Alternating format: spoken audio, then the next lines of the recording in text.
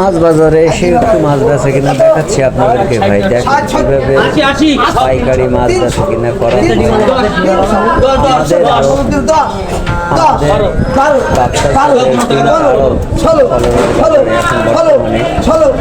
আমাদের আড়তগুলোর প্রচুর পরিমাণ মাছ আসে, আমরা এইভাবে সেল করে মাছগুলো বিক্রি করি।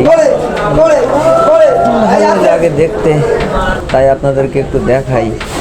দেখুন কি পরিমাণে মাছ ভাই, প্রচুর পরিমাণে মাছ।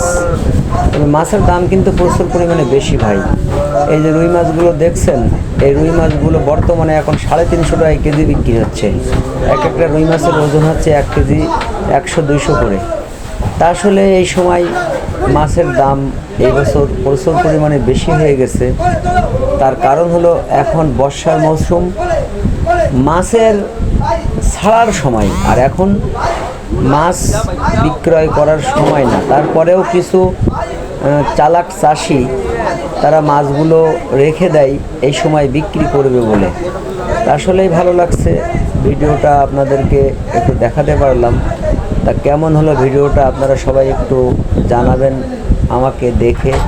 আর যদি আমার ভিডিওটা ভালো লাগে সবাই আপনারা একটু শেয়ার করে দিবেন, অন্যদেরকে একটু দেখার সুযোগ করে দিবেন ভাই।